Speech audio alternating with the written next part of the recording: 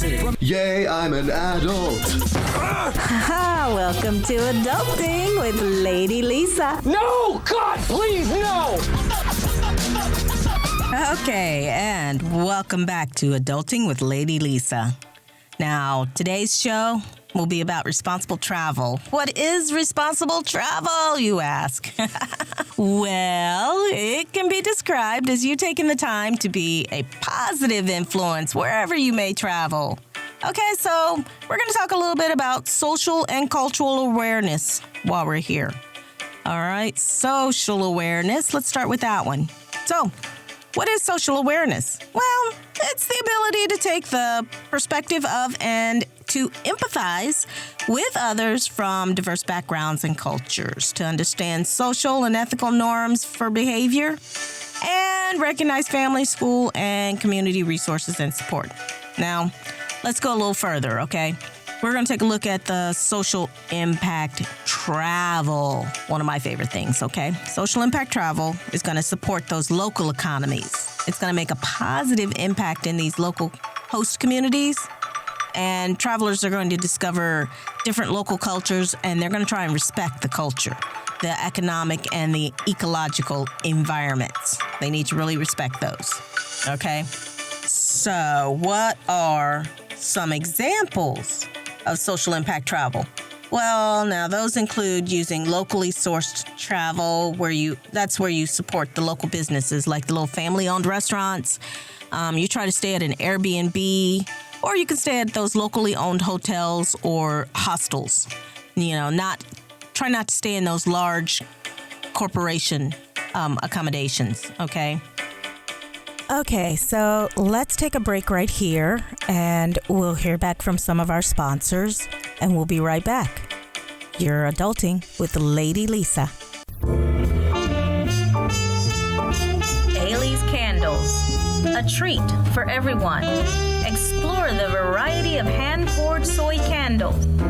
We at Ailey's Candles take time and pride in making our product especially for you.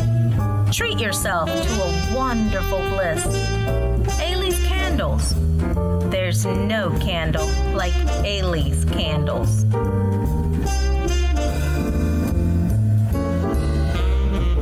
And we're back. Thanks for sticking around. This is Adulting with Lady Lisa. I'm Lady Lisa. Now let's continue our discussion on responsible travel. So,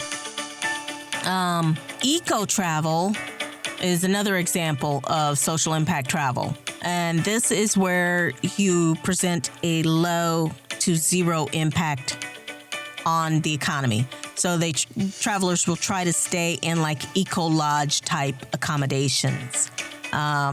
Those are pretty cool now. Those are becoming kind of the rage in certain countries, all right? Then you've got conservation travel, and this is often found in those areas that have rich wildlife. Conservation travelers will patronize those tour companies that are involved in conservation work in order to protect the local flora and fauna. And of course, there is volunteer travel. Now, that's my favorite, okay? So what this does is this combines travel with volunteering for different organizations in the local communities, some great websites, if you want to get to know a little bit more about this, info on volunteer travel. Some of those great websites, you can look into are Working Traveler, Moving Worlds, World Packers, and of course, the one of which I was a member for 3 years is Workaway. Some of these require a subscription, which it's like $20, $25 or something like that annually. And all it does is give you access to this huge database in different countries that have all these opportunities where you can stay with, like one of my favorites was staying in Nicaragua at a hostel, and you'd work for 3 or 4 hours a day as a receptionist, checking in people at the hostel, making sure everything was clean, stuff like that. And in exchange, you'd get your stay for free. And oftentimes, room and board, all of that is included. So room and board, your food and your room. Okay, all of that is usually included. You can do the same thing on different farms where you can learn how to do a little planting and whatnot. If you have any kind of skills with animal husbandry, that's taking care of animals, people. Okay, that's not marrying them. But yeah, stuff like that where they provide you a room, they provide you with a couple of meals a day, you work for a couple of hours a day, and then you go enjoy the countryside, the sights, just get out and play. And all while knowing that you've got a place to go back to. Okay, so now I do a lot of travel shows that kind of focus on the different areas that I want to go to. And one of my favorite travel shows, if you like to check out travel shows, one of my favorite that highlight the social impact would be Raw Travel. And that's on Raw Travel TV with the host Robert Rose. He's a great guy. You can like him. You can follow him on Raw Travel TV on YouTube. He has these little short clips of his travel. It's really awesome. You can check out different areas. And when we say Raw Travel, we mean Raw Travel. It's not your typical travel series, okay? So rather than taking the viewers to some typical vacation hotspots where you got all this glitz and glam and nice hotels and clean and everything like that, it showcases some of the emerging socially and the environmentally aware forms of travel, okay?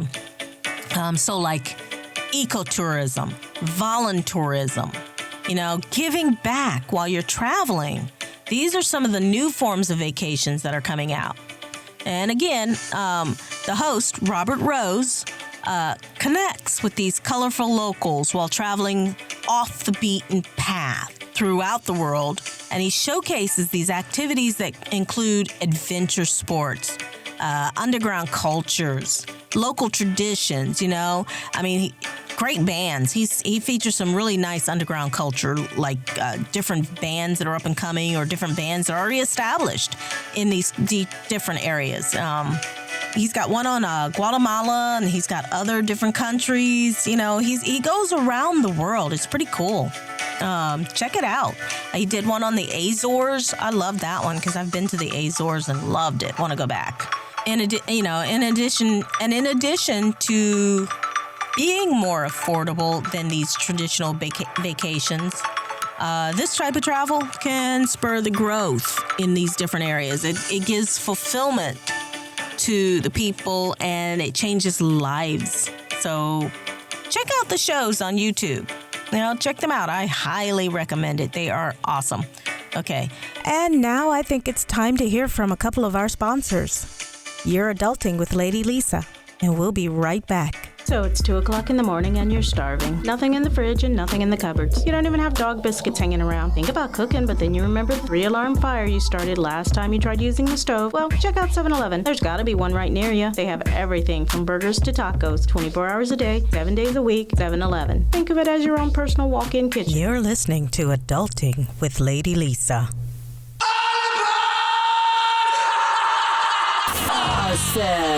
Let's get rocked. Join the traveling circus of the damned known as Ozfest. Don't be scared. Generals gathered in their masses. AC/DC. Join Ozzy in the takeover of Polaris Amphitheater. Ozzy is back together with Black Sabbath and the music that made him what he is today, metal. His evil desire has no end. Mr. Crowley. Ozzy and special drop-in guest Post Malone. Take what you want to go. I never needed anything from you. Get off the street! June 8th, Polaris Amphitheater. Tickets available at Ticketmaster. Let's get raw! And we're back. Thanks for sticking around. This is Adulting with Lady Lisa. I'm Lady Lisa. Now let's continue our discussion.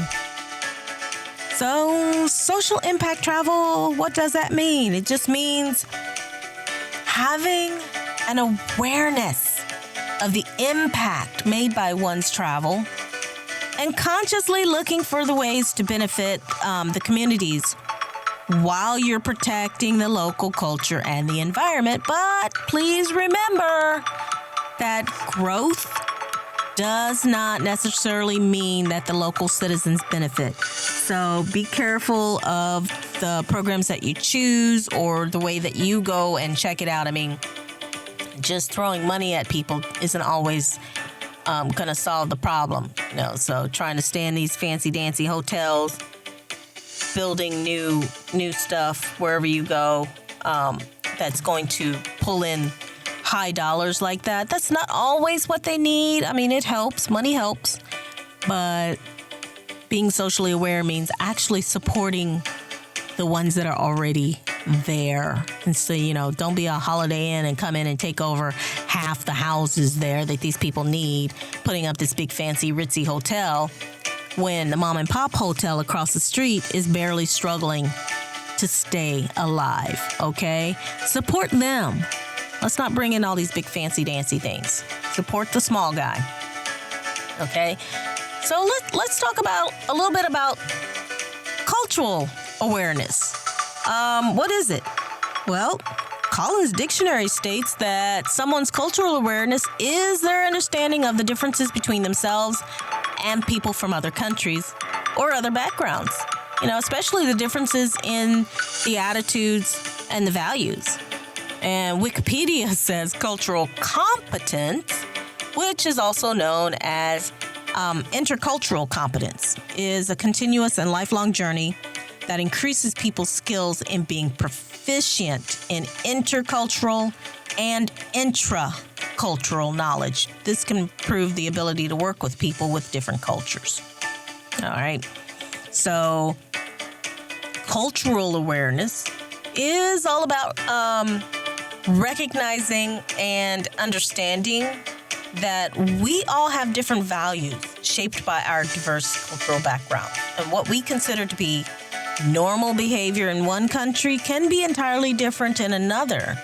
And of course, I experienced this when I went to Thailand more so than I did when I went to Germany. So like Germany, okay, the language is a little bit different, but the culture is almost the same, so there wasn't any real difference, in going to Germany. It's like, oh, well, America.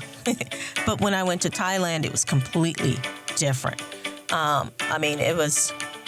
It's amazing how many times I'd see American and British travelers going over there trying to push their own culture off onto these Thai people, and thinking that they're backwards and whatnot. And I'm sorry, but they have their own culture. And it's fairly pacifist, but they will definitely let you know when you're wrong. And when you find out you're sitting inside of a jail because you did something that is maybe disrespectful over here, but nobody's gonna say anything to you because you're just rude and they'll just walk away. Over there, that's not always the case. Especially if you're like saying something bad about their king. Oh my God, you're going to jail, period, end of story, okay? When we say stuff bad about our presidents over here, and everybody's like, yeah, whatever, get on with it. But over there, heading off to jail, bye-bye.